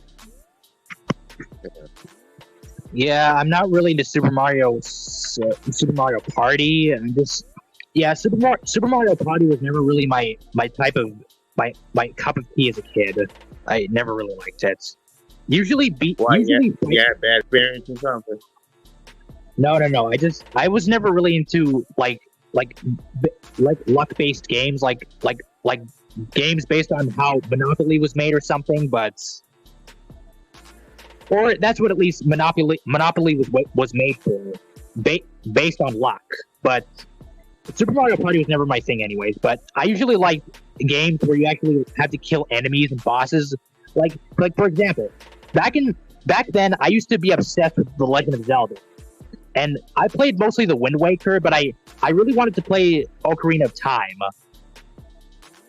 But I played that when it crossed over with Soul Calibur 2. But the only version I played in Ocarina of Time was the trial version that was in the Masterpiece mode in Super Smash Bros. Brawl. Oh, which one? Was it Link, Zelda, or Sheep? Ganondorf? Yeah, it's sort of like that, but that was only Adult Link.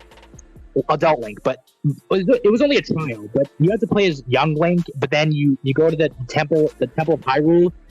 There's a save space. Like you actually have to go to the save files, and you play as Adult Link, and you explore the hellish markets, the Hyrule Castle, where there was mostly Redeads roaming around. And apparently that's how I played the game. That was only my favorite save file, but Majora's Mask, I never actually got to playing it, but mostly only the trial version of Ocarina of Time. And that's how in 2010, but yeah, that was back in 2010. I see. Did you play Link when you joined Soul Calibur 2? No. Oh yeah, but guys, I just want to list the games, the Masterpiece trial versions of the game that Super Smash Bros. Brawl was in. It was Super Mario Bros. For the NES, Kid Icarus, and Metroid, Super Mario World for the NES, Kirby's Adventure, Star Fox for the N64, and Ice Climbers 2, and okay, what was another one? Okay, it was Sonic. Oh wait! I remember now. The NES version of The Legend of Zelda. That too. What about Sonic? Wait. That reminds me. Now that you brought up Sonic, that actually reminds me that I've only played the demo of Sonic Adventure 2 something, but I think it was Sonic Adventure 2 where it was on the PS3 that I played the demo. It was only a demo. Was it Sonic Adventure Battle 2? Hold on for a minute. Hold on. When did they start putting out 3?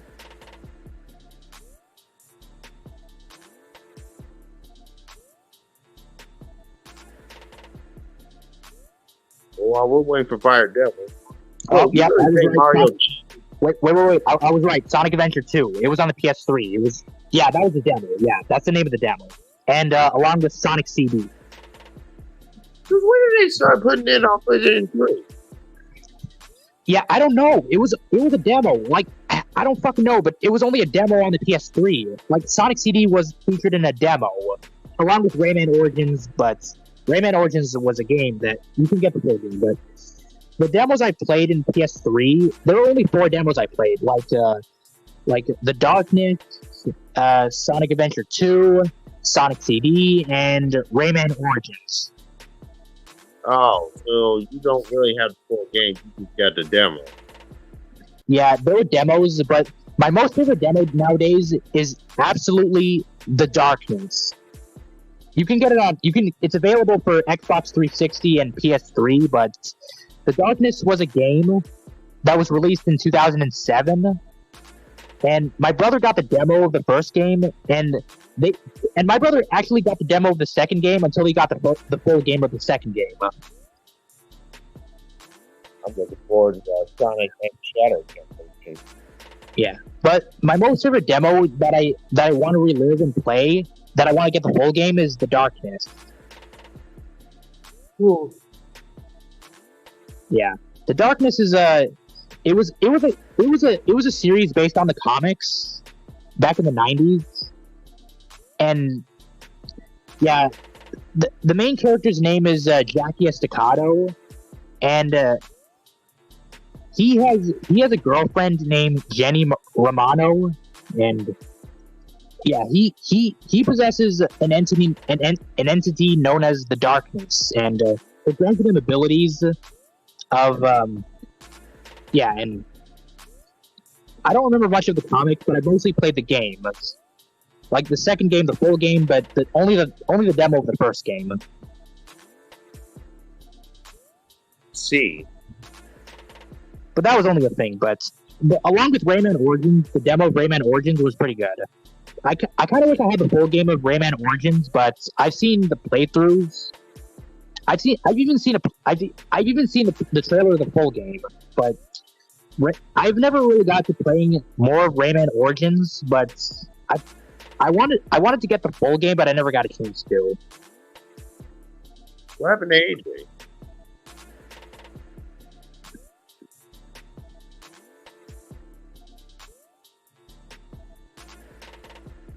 Everything all right, AJ?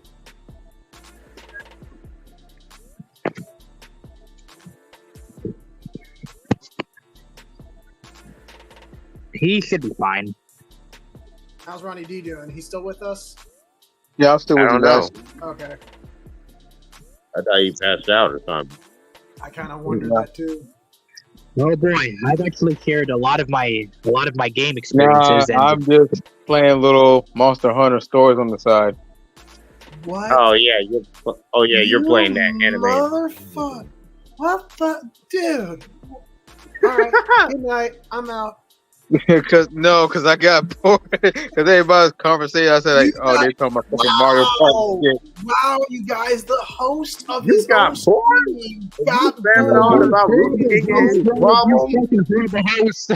Get the hell out of here. Shame on you, bro. Shame on you. Mario and shit.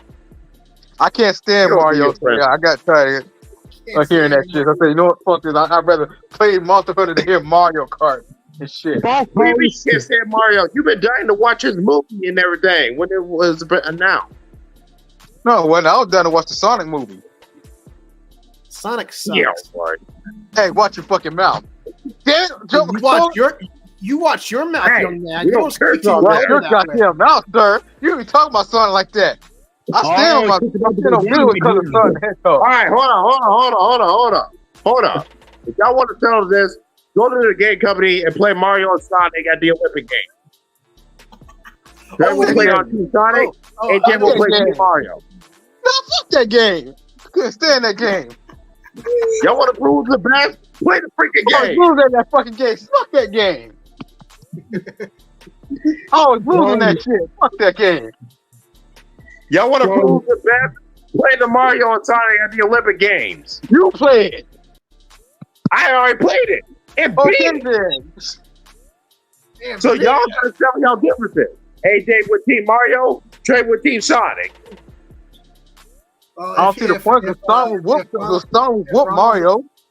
If Ronald doesn't want to play that game, we can just play the Nintendo World Games. Find that. All right, part. then. I got a better solution. Y'all settled the Super Smash Bros. Brawl. AJ with Mario, Trey with Sonic. Definitely fuck that game. I can't stand that shit. I don't play that game either. You play it all the time, Trey. I see you playing it. No, I always get my ass kicked in that shit. And then when I ask people to try to help me how to do this and that, instead they just kick my ass more. Right. What the jerk? But the best solution, do an air wombo combo on a pillow. Do an air wombo combo on a pillow. I wish I knew how to do that. Then how y'all gonna prove which is the best with Mario and Sonic? That's the only option on y'all game. Didn't Mario flop? Did Mario flop? Did Mario flop in the theaters or something like that? Oh, you're talking about the first movie? Yeah. Yeah, the one with Johnny Leguizamo as Luigi. Yeah. Yeah, that was because Hollywood doesn't know how to adapt video games. But yes, Sonic the Hedgehog had two successful games. He had two successful movies so far. And the third one's going to be up. I say, Hold on, son, Trey. I say, son, let me get Foghorn Leghorn over here so he can tell you to shut the fuck up. No, I think I say, sir, you ain't gonna be talking to me like that, sir. I say. I think Stefan was referring to the new animated Super Mario Brothers movie. That one actually did pretty well, I heard. Actually, I'd rather for y'all to tell y'all difference, which is the best, Mario or Sonic. Sonic. Oh yeah? Does Sonic have a console anymore? I'm pretty sure Sega is now a game developer instead of a console developer. I mean, technically, Mario don't have his own console either. Well, you Mario has always been with Nintendo, and Nintendo still makes consoles, unlike Sega. Sonic How do you not know that? I know that, dummy. So if one of them were to be proven to be better, it's the one who has his own console still. I mean, let's keep it a buck. When it comes to OSTs and game OSTs, Sonic OSTs are better. And when it comes to games, I'm not gonna. Sonic is better. It's not like Super Mario Brothers, especially the original NES games. It's not like they had a full OST to begin with. And yes, same could be said about the original 3 Sonic games. In fact, the first 4 Sonic games. It's no different. But then once they branched out, like Sonic branched out to Xbox, then yes, they started having full songs and actual OSTs. And there were a couple of songs in a few of the games that were like, oh, hey, that's pretty catchy.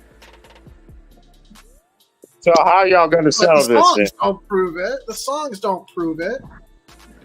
The songs don't prove it. I mean, if music were the deciding factor on which video game character of that franchise, then I would say it's Donkey Kong. Because he had Donkey Kong Country, and that cartoon show slapped. It really did. I ain't gonna lie. It really did. That cartoon was awesome. I hate that he got canceled. Donkey Kong had my full respect. Donkey Kong ain't got shit on me. That is like one of the best references ever. And it still gets sick. But I still think Sonic is better. Y'all have to settle it. His games are much more badass. There are plenty of people out there, you can't just including the Game Grumps, and Aaron Hansen of the Game Grumps is a huge Sonic fan. In fact, I'd say he's a bigger Sonic fan than you, Ronnie D. And even he will admit there are plenty of Sonic games that suck donkey balls. They are. They are. They really are. Sonic 06? Come on. Don't. Sir, you So, gave me so heartburn. if there were proof or evidence that Sonic sucks compared to Mario, then, ladies and gentlemen of the jury, I have presented to you Exhibit A. Damn it. Sonic 06. That game. Oh, Oh my god. Sonic, That's the heartburn. Sonic Why'd you give me heartburns, man? You're the one who's all like, Yeah, Sonic bro. and Mario, and it's just like, dude, Oh, there's man. a single Mario game out there in the main franchise that failed like Sonic 06 did. Not a single You got Mario you game there, has failed Trey. like that. It's there, but you got you there, Trey. But yeah, I think I've shared a lot of my gaming. I think I shared a lot of my gaming experiences and demos I played. But I have played a variety of. I think I played almost a variety of demos back then, but never got really the full games. But I've shared a lot of my game experiences from back then when I was younger. But can't say I still play video games now. But I might get my motivation back someday. But Cool. yeah, yeah. Wait a minute. AJ, I got an idea. If you ain't gonna sell it in the Olympic game, how about we sell it Olympic winter game? It's still Olympic Games. Well, if Trey doesn't like the original, we can sell it in the winter. Right. I mean, Trey does know how to do a snow stunt, right? I don't know. I think he went back to playing that video game. Yeah, he's playing that anime Monster As Hunter. soon as Stephon said winter games, I just tuned out. You were tuned out before that. I saw the microphone. Exactly. Yeah, I tuned out there. I was trying to recover from the heartburn that you gave me. I preempted it. Yeah, good one, AJ.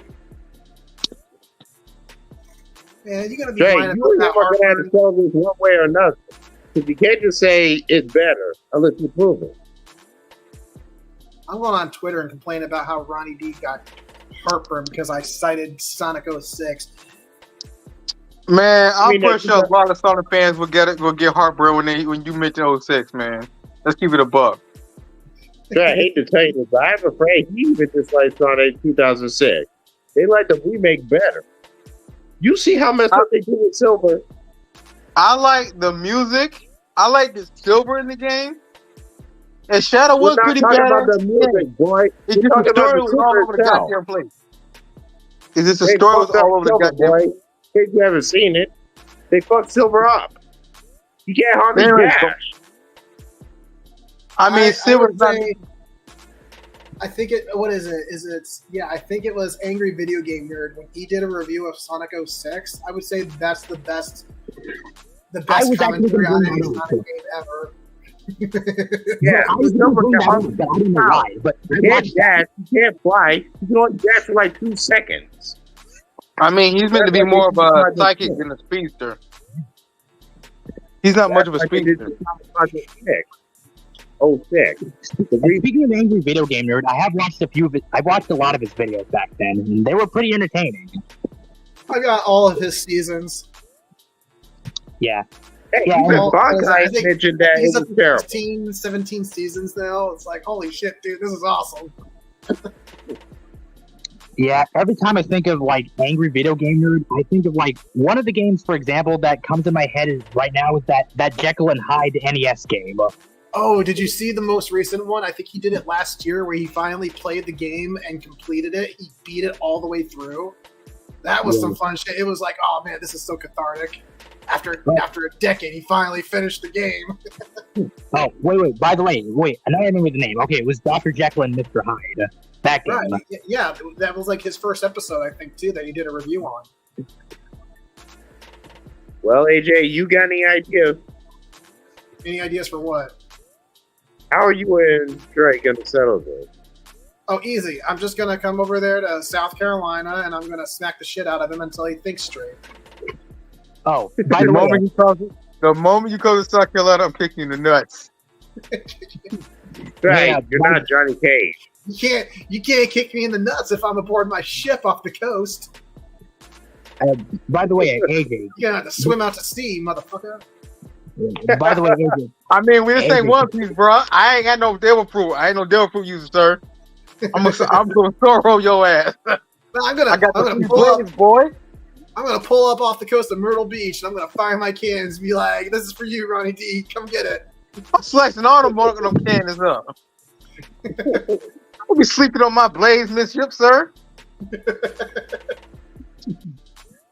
We got a battle going on. Conquer hockey on this bitch. Hey, what you said, Fire Devil?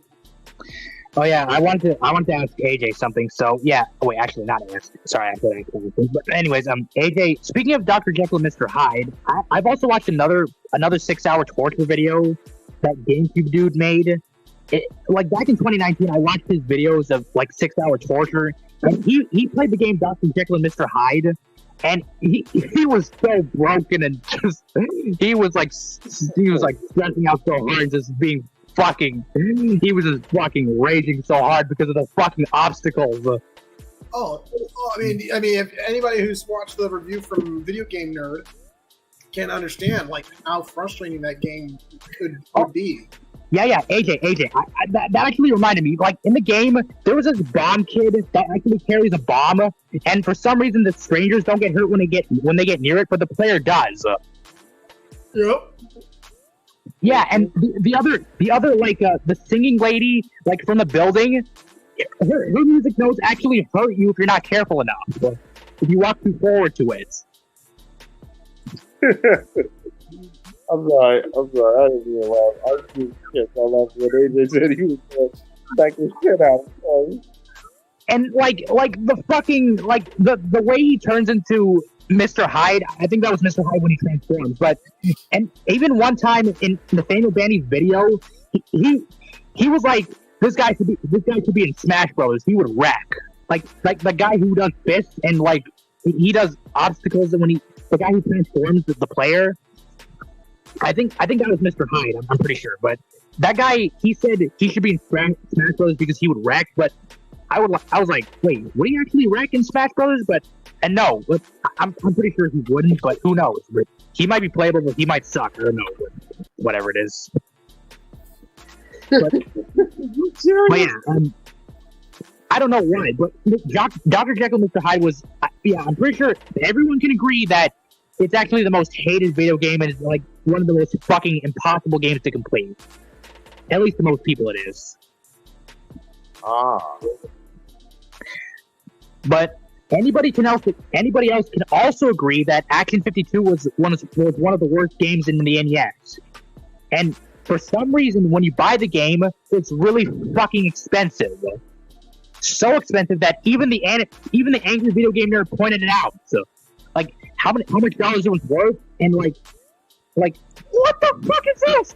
That is so expensive. Like, who can afford this? Who can even afford this shit? And I'm pretty sure most of you guys have even heard of Action 52. Yeah, I heard about it through Video Game Nerd as well. Yeah, I watched it too. Yeah, no shit, it was fucking awful. Like the 52 games, like the fucking Star Fox ripoff thing, but who else would have just thought? But the other games, like the other NES, like the soundtrack in Action 52 were like, last thing I remember was the cheetah one, like. And the fucking cheetah that was in the intro, like, that said, make your selection now. And, yeah, that fucking cheetah and that theme song that even played in Cat Mario or Cybon Action.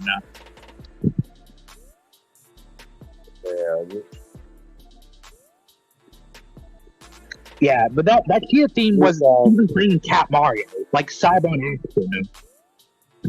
Yeah. Find out, we gotta figure out something for these two boys. Wait, I'm sorry, you sound a bit muffled. What are you saying, Stefan? I said we gotta figure out a salvation between those two boys, AJ and Ronald. Ronald said Sonic is better. AJ says Mario's better. Gotta play a game. Notice how this man is trying to keep me and you fighting each other, AJ. I know, right? Well, y'all are supposed to be buddies, aren't you? Yeah, but why are you being so divisive? Yeah, why are you trying to get us to fight each other? I'm not. Y'all are trying to get each other to fight each other. Hey, you're the one that announced that Target's better. It's close. We haven't even been throwing beef at each other for the last 5 minutes. Exactly. It was all just a joke. I know it's just a joke. Jape. Well, this is You said you were going to smack the shit out of him. Right. Well, in this context, Stefan, in this context, you are beating a dead horse, as they would say. I ain't no dead horse. No, you are beating a dead horse. Hey guys, by the way, guys, I have to go. My phone's at 2% now, so I've explained a lot of my story experiences, but this is actually a really good stream overall, and this is actually one of the best streams I've ever talked in. So, thank you for having me on. Yeah, I was trying to go for 2 hours on this stream at least. Yeah, but thanks for having me on. But Ronald, thanks for having me on. This has actually been the best time. Actually, this is actually one of the best streams I've ever been to.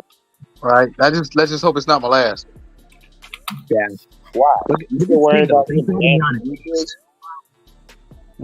Hopefully, I just get 1 strike, maybe, or just a warning.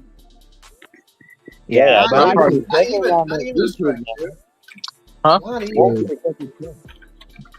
Say it again. Mm-hmm. AJ, I think he's talking to you. I said not even get a strike. But yeah, anyways, the round. You think I might actually get banned? Thanks for having I me. said not even, like, I'm hoping that nothing negative comes your way, dude. Yeah, I hope so too.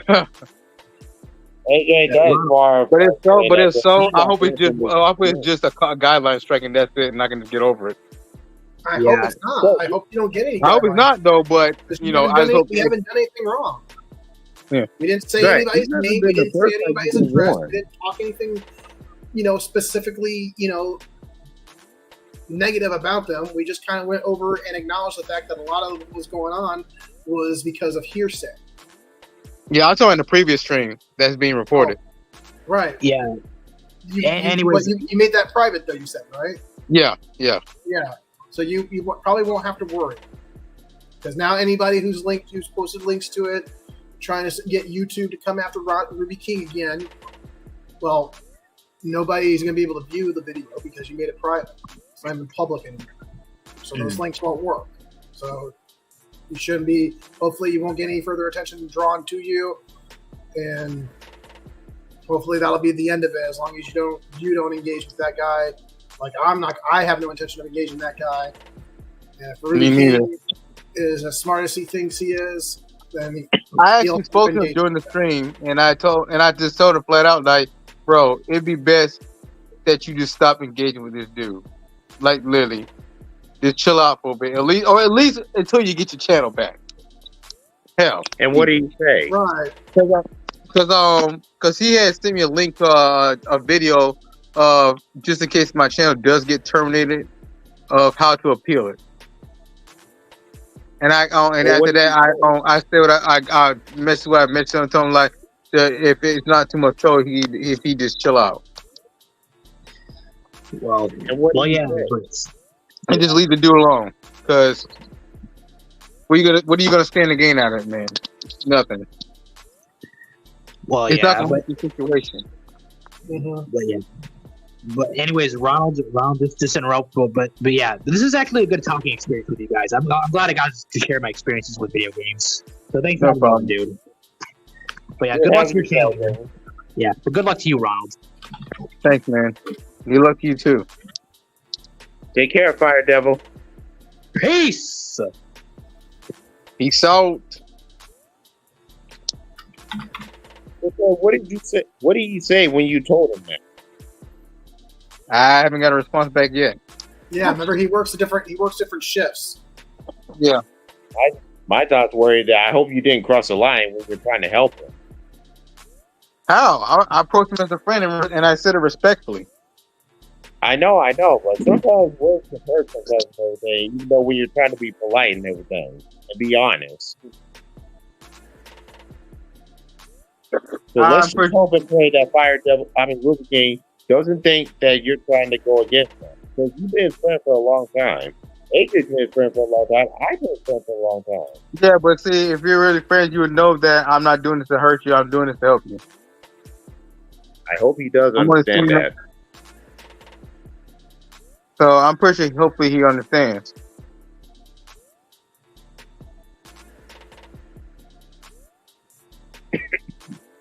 Yeah, I empathize with you there. Well, yeah. Let me break it down for you, Mark.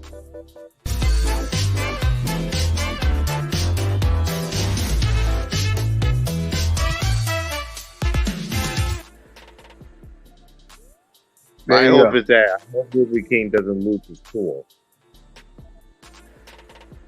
Well, I think I will also dip out and take a bow. Thank you for having me aboard Ronald Dragon America. It was good talking No with problem. you again. Well, on. Have a good night, okay, guys? You too, buddy. All right. Oh yeah, and AJ, good job on that Assassin's Creed Brotherhood, man. Oh, thank you. But I'm not playing Brotherhood. I'm playing Black Flag.